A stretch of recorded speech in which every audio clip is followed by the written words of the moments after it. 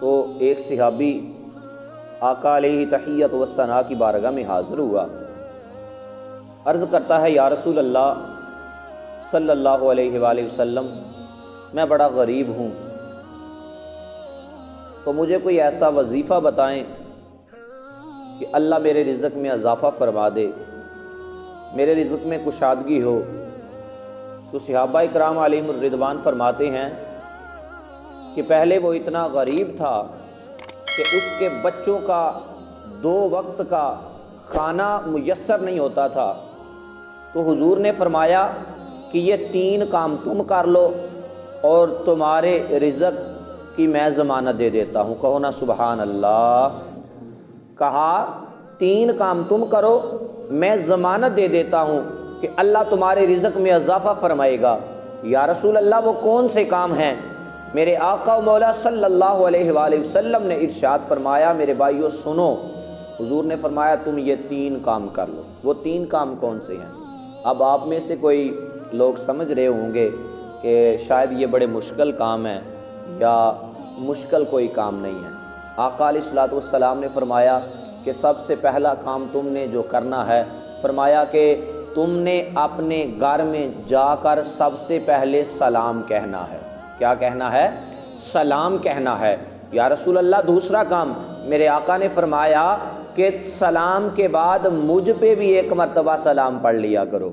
اور تیسرا حضور نے فرمایا کہ 1 مرتبہ تم نے سورۃ الاخلاص پڑھ لینی ہے۔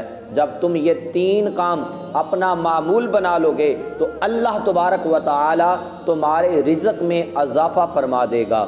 صحابہ اکرام فرماتے ہیں ایک وقت ایسا تھا کہ وہ صحابی 2 وقت کا کھانا نہیں کھا سکتا تھا، اور اللہ رب العزت نے اس وظیفے کی برکت سے اسے اتنا رزق سے نواز دیا کہ وہ مدینے کی گلیوں میں رزق تقسیم کرتا رہتا تھا، اس کا رزق پھر بھی ختم نہیں ہوتا تھا۔ مدینے کی گلیوں میں رزق تقسیم کرتا تھا، پھر بھی اس کا رزق ختم نہیں ہوتا تھا۔ اللہ تبارک و تعالیٰ نے اتنا رزق عطا فرما دیا، اور تم بھی، آج میں آپ کو بتا رہا ہوں کہ تم بھی یہ کام کرو۔ اب سب سے پہلے آپ نے اپنے گھر میں جا کر سلام کرنا ہے۔ دوسرا، پیارے آقا صلی اللہ علیہ وآلہ وسلم کی ذات بابرکات پہ درود و سلام کے تحفے نشاور کرنے ہیں۔ اور میرے بھائیو سنو، سلام یہ ایسا نسخہ ہے جس کی وجہ سے معاشی نظام بھی بہتر ہوگا اور اخروی زندگی بھی بہتر ہوگی۔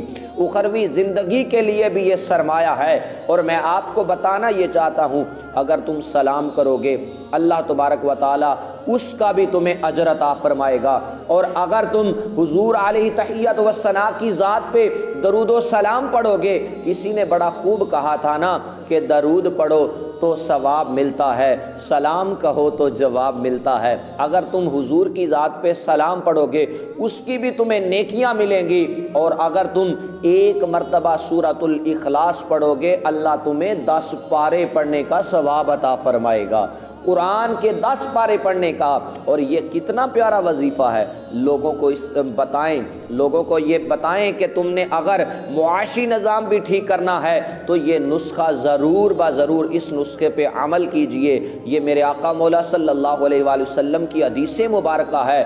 میرے بھائیو، کسی کو بتاؤ گے، اپنا ہی نہیں بلکہ اگر تم یاد کرنا چاہتے ہو تو جو بھی تمہیں ملتا ہے تم کہو کہ بھائی یہ 3 کام تم کرو، بھائی یہ 3 کام تم بھی کرو، بھائی تم بھی کرو۔